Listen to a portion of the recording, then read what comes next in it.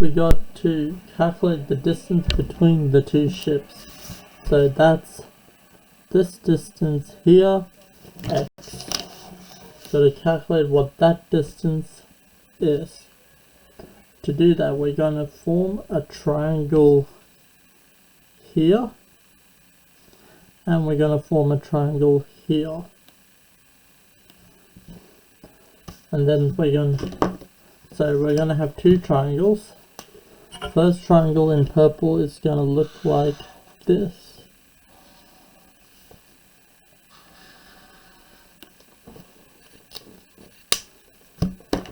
Second triangle we're going to have is going to be in this teal color.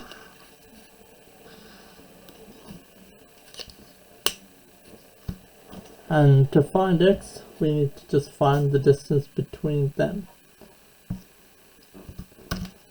So to start with, I'm going to find the purple triangle first. So if I redraw that again, we know our angle of depression, 32 degrees. We know this side length here is going to be the same height as this, so 46 meters. And we're trying to find this distance A. That's going to be our opposite. This is going to be our hypotenuse, so this is adjacent. Opposite and adjacent is tan. So tan theta equals opposite over adjacent. Tan 32 is going to be 46 over A, which means A is going to equal, we'll just switch their positions around.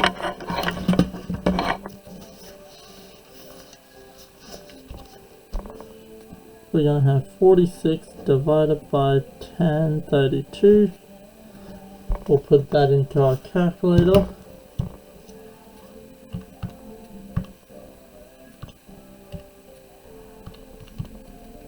And that gives us 73.61 meters. We're going to do the same thing for the green triangle. So if we redraw the green triangle again, right angle triangle, and have an angle of 58 degrees. Again, this is 46 meters, not degrees. And then we're going to have B. So B is going to be again opposite, adjacent, tan ratio. So tan theta, opposite over adjacent, tan 58. It's going to equal 46 over B. We're going to rotate those two around. So B is going to be 46 over tan 58. Do that on our calculator.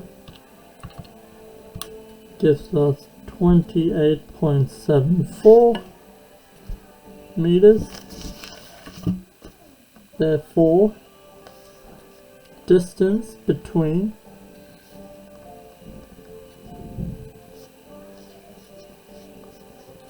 which is x, it's going to equal A take away B.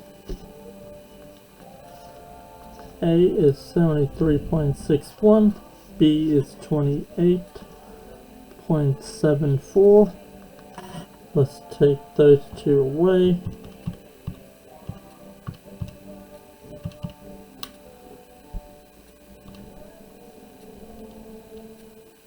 That gives us 44.87 meters.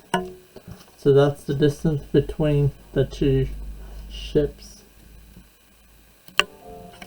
For question 9, I'm going to do A and E. So A is our easier example, and then B will be our harder example. Alright, we know that all the angles of a quadrilateral have to equal 360. That's going to be the sum of x plus 120 plus 65 plus 80. First thing I'm going to do is add all those together. So 120 plus 65 plus 80 gives us 256. That means to get x by itself, we're going to take this, we're going to move it over. 360 is already over here. Opposite of addition is subtraction, so we're going to take it away. That means x is going to equal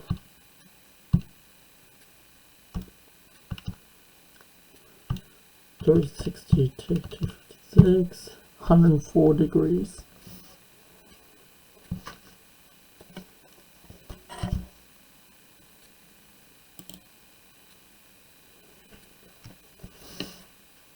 Alright, so we've got this information. We're told that these two are same length, that's parallel. Calculate what m equals. Well, we know that is 360 degrees equals 2m plus 3m. That's also going to be 3m, and this is going to be 2m. We simplified that and add up all our m's. We've got 10m equals 360. So m is going to be, we're going to take multiply 10 over, so it's going to be 360 divided by 10 is 36 degrees. So m is 36 degrees. Alright, so for this question we're going to work out what the angle E is. So first thing you need to realize that this is an isosceles triangle. That means these two angles are going to be the same. We know that in a triangle there is 180 degrees, and that's going to be the sum of 44 plus E, which is 2E. To get 2E by itself, I'm going to move positive 44 that way. So you're going to have 180, take away 44, which is 136, equals 2E. To get E by itself, I'm going to take multiply by 2 and move it over, which means we're going to divide by 2, which means our answer is 68 degrees.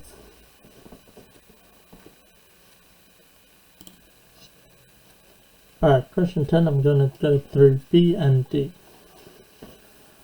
Alright, on question 10, it tells you that BE and DE are the same length, they equal each other. That means if we take the triangle BED, we have this shape. It's an isosceles triangle. We know that this angle here is 70 degrees, which is that angle there.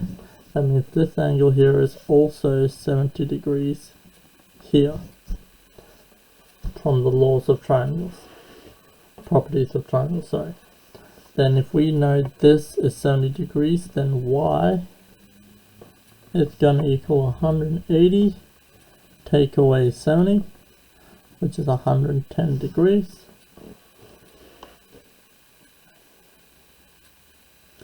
If we know that's 70 and that's 30, we can work out this angle here. Let's call this T.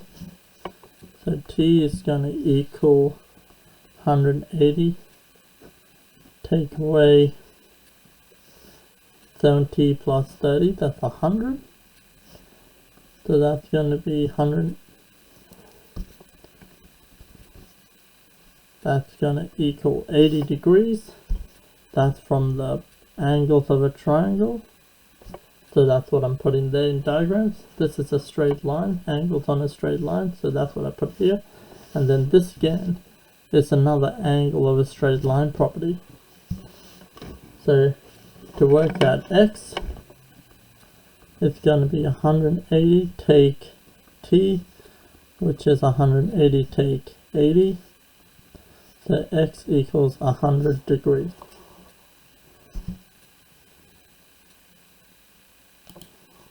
And then again, that was from angles of a straight line property, so put your symbol in. Alright, so question D, we need to work out x and y. First thing I notice is this big angle here, that's a straight line. So if we do 180 take 94, take away this angle here, we find out what x is. But right now I don't have this angle. So let's work out this angle P. So P is going to equal 180, take away 41, take away 69. That's because we've got a triangle here. I'm just taking the interior angles away. So 180, take 61, take 69, sorry, take 41. That gives us 70 degrees. Now that we know P is 70 degrees, I'm going to rub that out, put 70 degrees here. So now X is going to equal, make sure you put your proof, angles of a triangle. Here we're going to put in X equals 180, take away 94, take away 70.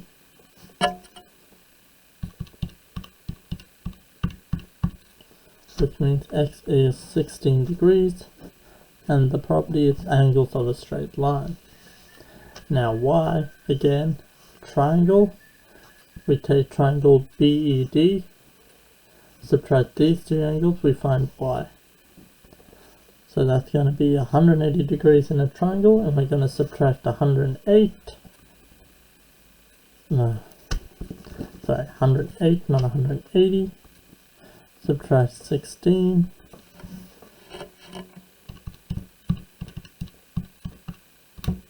that gives us 56 degrees. Angles of a triangle is our property, and that's how you find X and Y for that.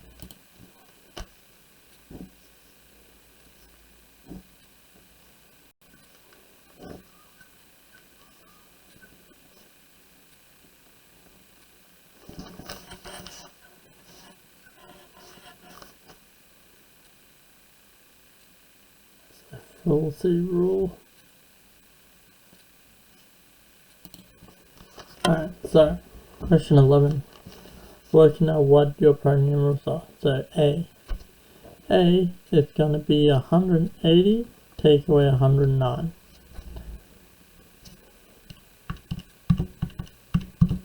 That's going to be 71 degrees, and that's our C rule. The C is, if you look at that diagram, there's your C. So this is about knowing your basic geometry parallel line rules.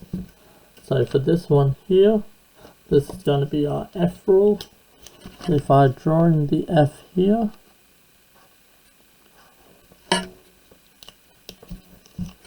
our F rule says that these two angles are equal to each other. So B equals 131 degrees, F rule. Here we've got a Z rule, which is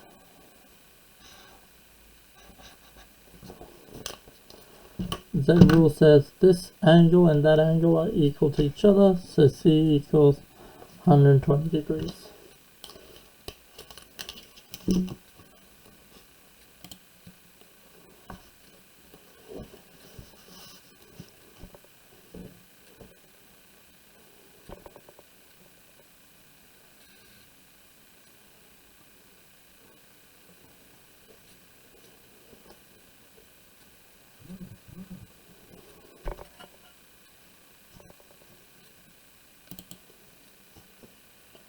Alright, for question 10, you have to prove that triangle ABO and triangle ACO are congruent. So, the easiest way to show this is with a bit of color. Alright, so I'm going to highlight in green triangle ABO.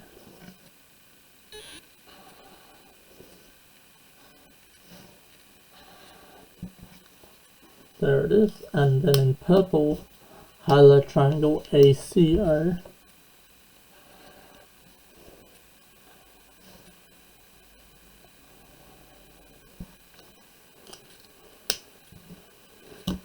Alright, so watching that, you would have noticed that I went over the middle line AO twice, because it's the same to both triangles. So we can say that AO, side length, that's what the line's for, is common to both triangle ABO and triangle ACO. This is a side length. We also have these two markings here that tells us that side length AB is equal to side length AC.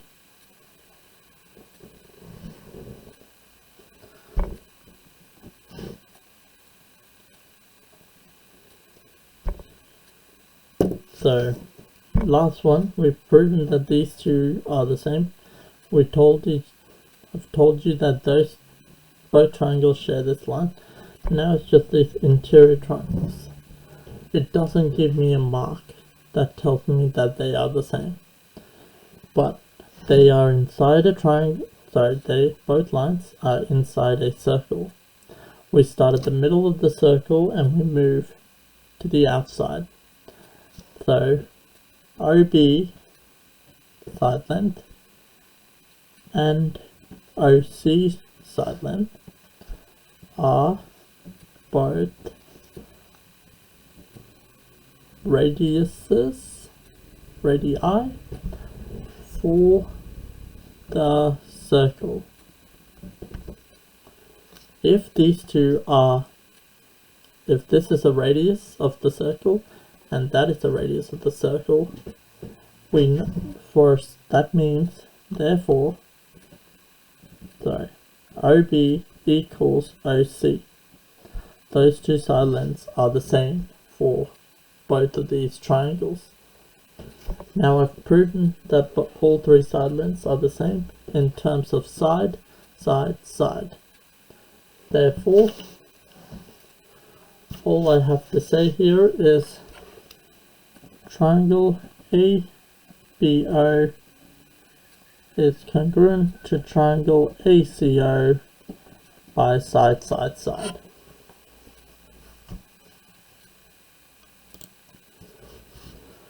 Alright guys, last one for this video, question 18.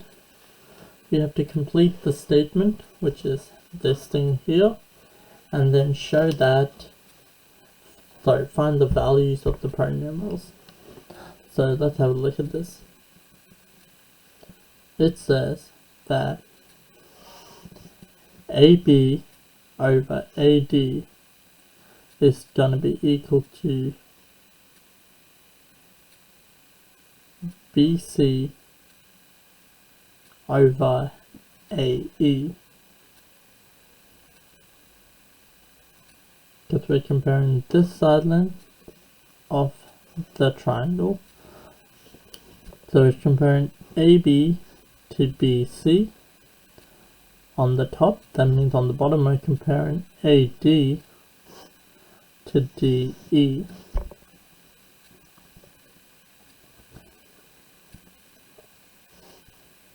That means we're comparing here AE to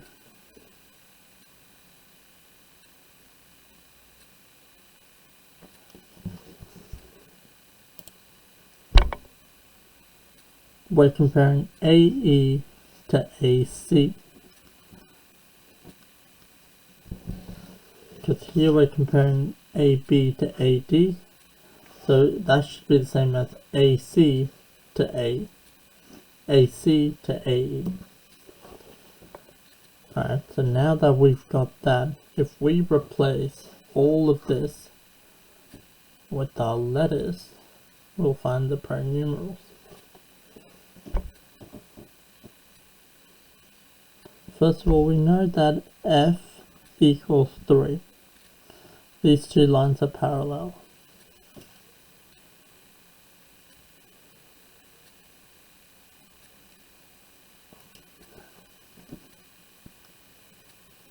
Hold on. Let's not be too... No. Let's not do that. We'll just replace our letters with our numbers. So AB is 2 and AD is 4. That's going to be in ratio to BC, which is 3 over, sorry,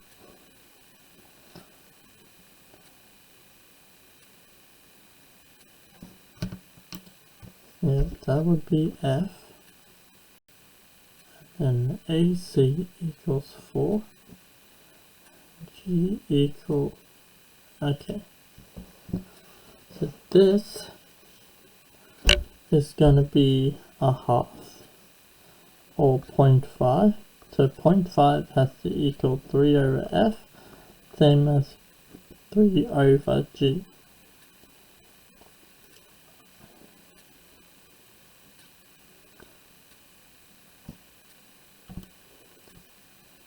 So if I break this, there's literally two ways we can do this.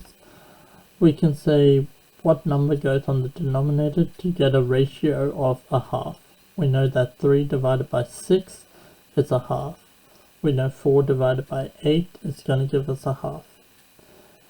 But mathematically correct way to do it would be, we break these equations up into two equations. We have 0.5 equals 3 over F, and we can just rotate those two around. That means F equals 3 divided by 0.5, which equals 6. Same thing here, we can say 0.5 equals 4 over G, which means we're going to switch those two around. G is going to be equal to 4 divided by 0.5, which is 8.